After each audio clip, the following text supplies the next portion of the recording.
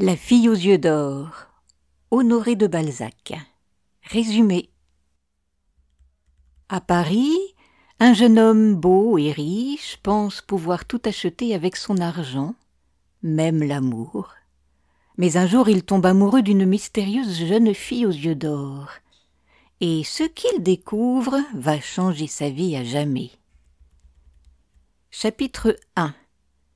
Balzac commence l'histoire en décrivant Paris comme une immense forêt remplie de cachettes, de dangers, de beaux habits et aussi de mensonges. Certains hommes peuvent faire des choses étranges sans jamais être arrêtés. On apprend l'existence d'un groupe mystérieux et très puissant, les 13, des hommes qui s'aident entre eux et même pour faire des choses interdites. Chapitre 2. Voici venir notre héros, Henri de Marsay. C'est un jeune homme élégant, fils illégitime d'un lord anglais, riche, intelligent, mais aussi froid et égoïste. Il a eu beaucoup d'amourettes, il aime séduire puis s'en aller.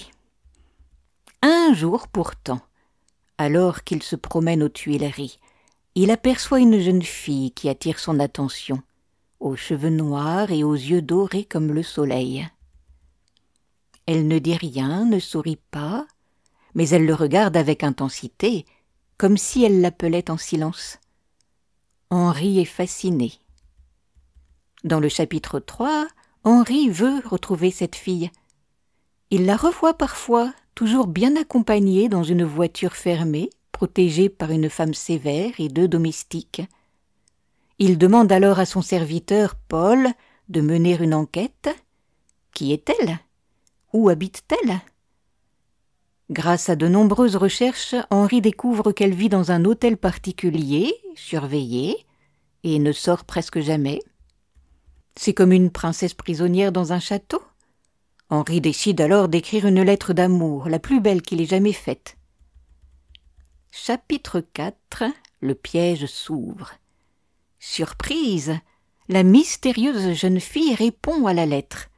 Henri est invité un soir à entrer dans la maison, mais seul, en secret. Quand il arrive, on le fait entrer dans un salon riche et étrange, plein de parfums, de coussins, de rideaux. On dirait un palais d'Orient. Il y retrouve la fille aux yeux d'or, et elle s'appelle Paquita Valdès. Paquita ne parle pas beaucoup, mais c'est clair, elle veut Henri et Henri la veut aussi. C'est un amour brûlant, presque animal, sans mots. Chapitre 5. Henri revient plusieurs fois chez Paquita, mais à chaque visite, celle-ci semble de plus en plus effrayée. Elle murmure des choses étranges. « Si elle apprend que je vous aime, elle me tuera. » Mais qui, elle? Henri pense d'abord que c'est une mère jalouse ou une vieille gouvernante. Paquita refuse de s'enfuir avec lui, même s'il le lui propose. Henri, qui d'habitude se lasse vite des femmes, devient obsédé, il veut savoir toute la vérité. Au chapitre 6, Henri décide de forcer la vérité. Grâce à Paul et à ses hommes, il s'infiltre dans la maison de Paquita un soir, en secret, sans qu'elle le sache. Il entre dans la chambre, tire les rideaux du lit, et là, il voit quelque chose d'incroyable. Sur le lit, Paquita dort avec une autre femme. Et cette femme, il la connaît. C'est la marquise de San Réal, la grande dame noble qu'il a déjà vue dans les salons de Paris. Il comprend que Paquita était en réalité la maîtresse amoureuse de cette marquise et que lui, Henri, n'était qu'un jouet de passage. Chapitre 7. Henri, blessé dans son orgueil et fou de jalousie, laisse ses hommes tuer Paquita dans sa chambre sans pitié. Il n'intervient même pas, il la regarde mourir, sans un mot. Le lendemain, la marquise de San Réal vient chercher le corps de Paquita froidement, sans une larme. Elle dit seulement « Elle m'a trahi, elle méritait de mourir ».